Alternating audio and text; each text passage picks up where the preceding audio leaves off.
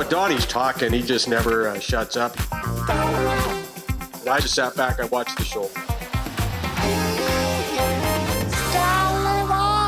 45 minutes in front of a mirror. I banged it. I got it. I bang on. What I meant was I bang on. I got it. Okay. Here he is. I would say one half of the team, Donnie and Dolly, on Czech television, 10 to noon. But in fact, he was the entirety of the team. Yeah. Today, Canucks Insider, Friday regular, Mr. Rick Dhaliwal. You appreciate, guys, Don Taylor on a day like this. I will say to you this, and you guys have been in the industry a long time.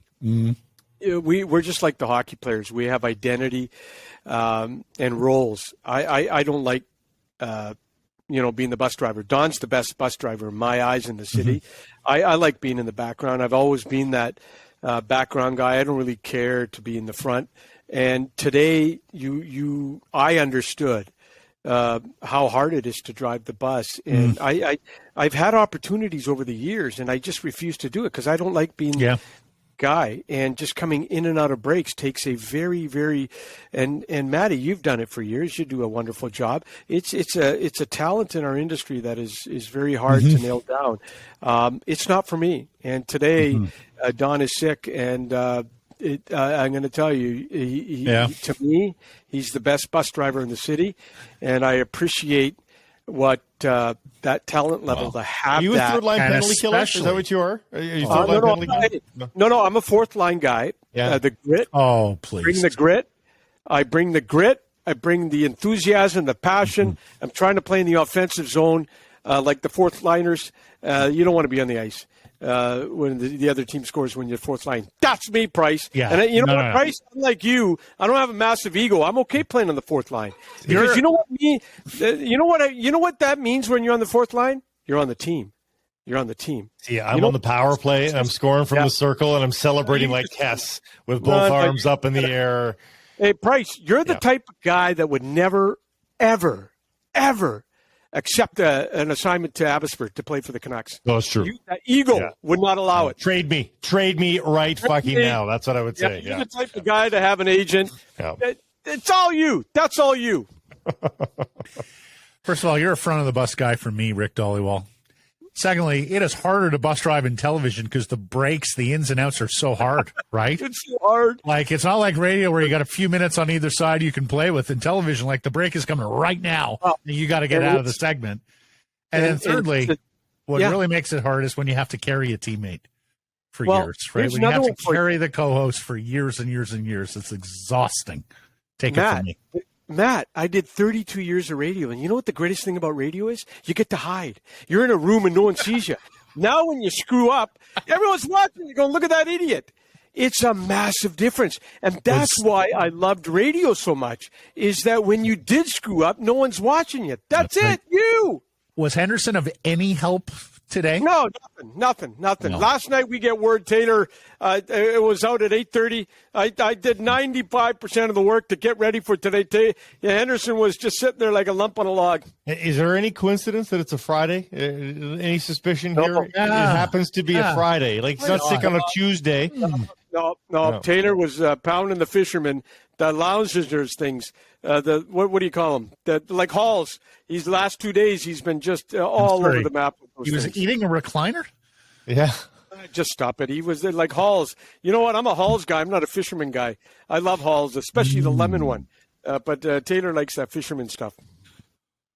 Okay. Well, here we are. Move on. It's time to move on. As we sit here... as we sit here talking, we have yet to hear update on Demko other than what you've reported. He's gone for an MRI and wasn't at practice. What do you think? Yeah, okay, so they did call up Colin Delia, which I think everybody knew. I think common sense tells you Demko's going to be out for a while. He's going for an MRI this afternoon.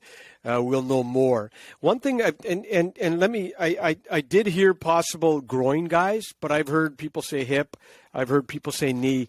Let me clarify one thing. Demko did have a minor procedure on his knee last summer. I was told it was minor. and I think a couple of 2-3 weeks later he was fine. So I do want to get that out of the way. There are rumblings he's played hurt this year. He did have surgery on the hip. Remember when he was in Utica, guys? So with goaltenders, hips, you know how important, the groin, all that stuff. Do we know what side it was, Rick? Because it seemed like he was favoring the right side there last night. No, right? The early report, and I haven't got it confirmed, and it could be wrong. I just heard that possible groin. Some are saying hip, some are saying knee. We'll find out, do accordingly. But he's going to have his MRI. But the fact they called up Delia before getting the results of the MRI tells me they know it's probably going to be a while. I want to stick on Demko.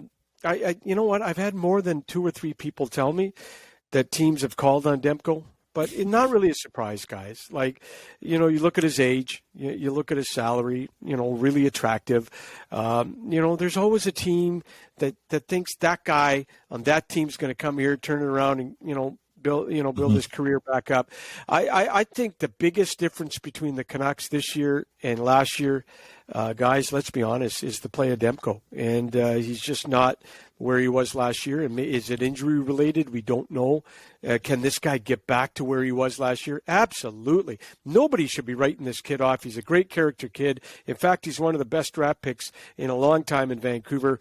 He was the first goalie, guys, was he taken in his draft, second round. He went down to Utica, worked hard, paid the price, paid his dues, got to Vancouver. He's been excellent.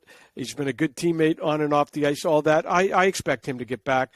And, guys, you know what?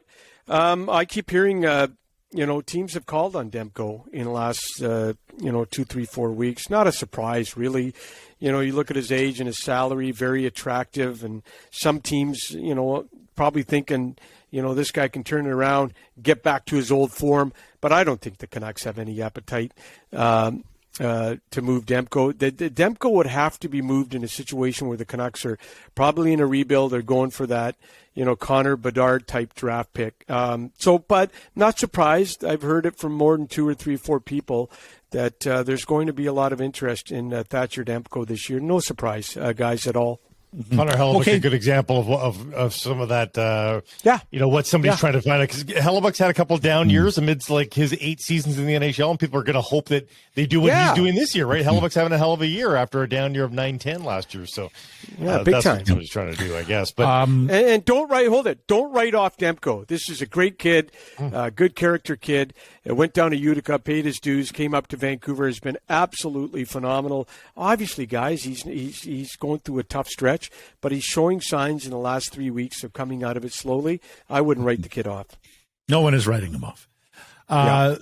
What else here? Kuzmenko. Money bags. You had money bags on your show, Milstein, and he says he doesn't want to talk until after the year, which pretty much means for the Canucks, if they're not on a playoff spot or near a playoff spot, then I guess they're going to have to trade Kuzmenko at the deadline if he's unwilling to talk, right? They may or may not, Matty. Here's what I know. Milstein was in Vancouver earlier this week to meet with his Vancouver clients, Kuzmenko, Mikheyev, and Klimovich. He did not meet with General Manager Patrick Allvin about the Kuzmenko contract. He told us on Donnie and Dully that he will most likely wait till the end of the year to talk contract.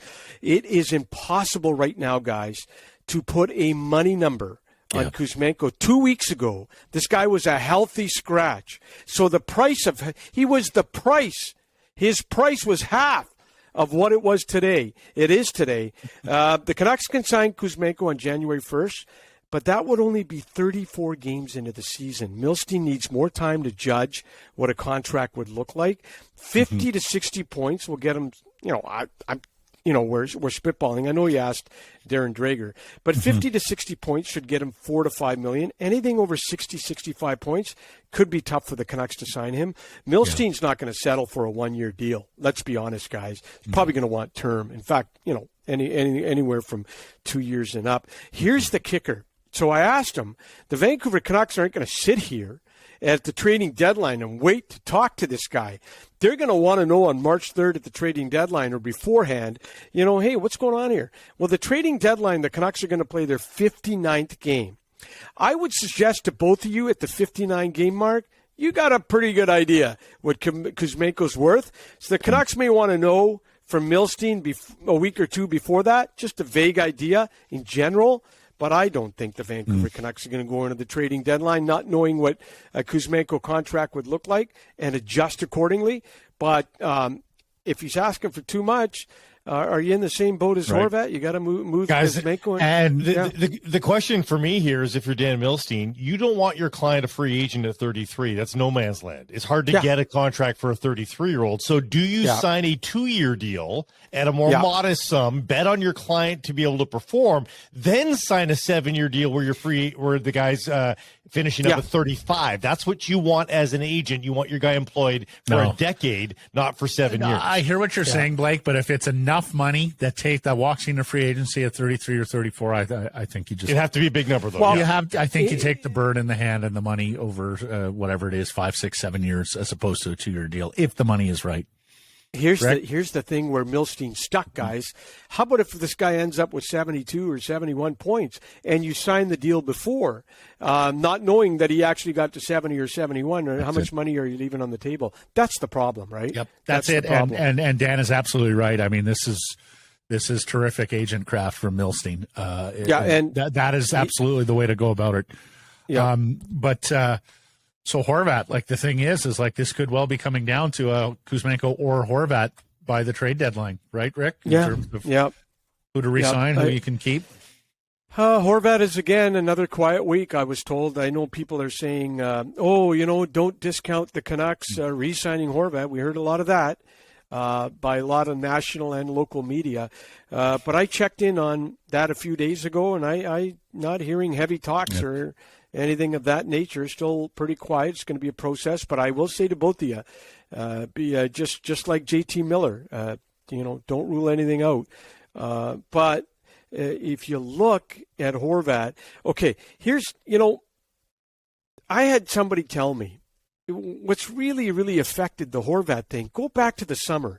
The Blues signed 2 centers around the $8 million mark. You got Roope Hintz, $8 million. These centers are going for $8 million, and they're in Horvat's range, age-wise, production-wise. A lot of these guys, like Roope Hintz, guys, has had one good year at 37 goals, and he gets $8.4 million a year. I will say this: $8.4 million. I was told by an agent, $8.4 million in Dallas obviously is not the same as $8.4 million in Vancouver, because the taxes here are 55%.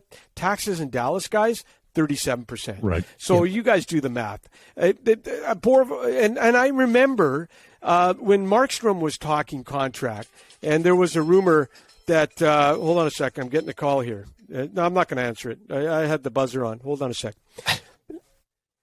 It's a 1866 number. I don't know the guy. No, you don't want to answer those. Don't answer those. Yeah, I don't answer them. Any number that doesn't pop up with the name, I don't answer it. What was that ringtone? I can't believe I'm not in your contact. Is that a song? Hold on a second. Never answer mine. Hey, hold on. It's like hold music. What's wrong with it? It's like a normal. You remember the old phones back in the 70s, 80s? Bzz, it was a good buzz when it went off. Anyways, get me back on track. Where was that? Where was that? This is now the track. Was that Muzak? The buzz is coming tonight. Yeah.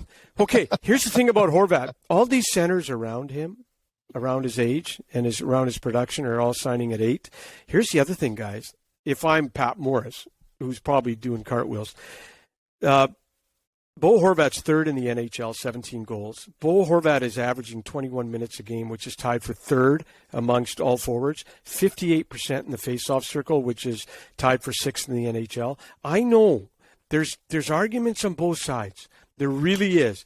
But the one thing I have to say to everybody, an agent's allowed to ask for anything he wants. The agent doesn't give a rat's ass about Canucks Twitter or you guys or me or what the media thinks. He doesn't. His job is to come up with comparables, and I think Roope Hintz is a comparable for Bo Horvat. Not saying that he's going to get that. And again, I just told you about the different tax rates in Dallas and Vancouver, but an agent's job is to come up with a price. He doesn't really care what you guys think or I think or Canucks Twitter thinks. I can just tell you guys, Bo Horvat's going to be a tough sign. Absolutely. No, you're quite right. Yeah. You're quite right. And in these days, high character, captain guy, absolutely. That's worth as much as anything. Especially when the production matches it, right? And the production is off the chart right now, so good on him. Blake made a great point. A captain in a hot Canadian market on a team not doing well, a team making coaching changes in a Canadian market. Look at Blake Wheeler. Look at Winnipeg. He had the C taken away. And look at the Jets this year. Coaching change. They're doing great. So it's not easy being a captain in a Canadian market, guys. Answer: who's the guy that has to stand up after every post game? Captain. Another loss. Another loss. Captain in Canadian market's got to stand up every single time. Bo's been great. He has not let the pressure of the situation. And Vancouver's a hot market right now. We don't know what's going to go on with the coach. We got a management team that's probably getting a little frustrated. We got a management team that might not be patient much longer. It's not easy being a captain in a hot Canadian market, guys. No, it's not. Ricky, I want to jump in just because we're short on time here. Bruce's 1-year anniversary is Monday. Does he make it to Monday if they lose to Arizona on the weekend? Yeah, I'm not hearing. Not hearing. Hey, so here's one for you. They just got beaten in 2 home games, 10-2, outscored 10-2. 10-2. Is there not a more perfect time? It would not have made sense last night or this morning. What are you waiting for? The other thing you hear is... Maybe they're waiting for the 1-year anniversary. Well, the other thing I hear is... Yeah, but Matt, the other thing I hear is, what's the point? What's the point of coaching change? What coach is going to come in here and make a change? Why not just ride it out? The guy's not coming back next year anyways. Okay. Why not just ride it out? All right. You tell me if a coaching change makes how much of a difference in what's happening on the ice. No, but and this may or may not happen. If you bring in an interim like Mike Yeo, you might be able to get strict structure in where you lose games less by 5-1 score lines, right? And young players develop better habits if you're. Yeah, that's the theory. That's the theory. Whether it actually executes, exactly. Who knows? And a coach coming, but hold it a sec. And a coach coming in isn't going to come in for 1 year. He's going to want a 3 to 4 year deal. Unless it's Yeo as an interim, and unless you think this season should be salvaged, we still got a chance to make the playoffs. And of course, the Western Conference is quite last thing. This management group must be going bonkers. Last week you win 3 straight. You go in and beat the defending Stanley Cup champs. You beat the number 1 seed in the West in Vegas. Great road trip, and then you come home with 2 clunkers. Well, who's the real team? How do you adjust accordingly if you're the management team? Which team is it? Is it the team that went in and won 5 out of 6 and won the 3-game road trip, did well, or is it the team that's had the 2 clunkers? What team is it? They can't figure out which one is it. I think they know. I think they know what this team is. Rick, got to run, buddy. Thank you for this. Marvelous job today in Don Taylor's absence. And I apologize that I texted you while you were still on the show. Sekeres drives me nuts.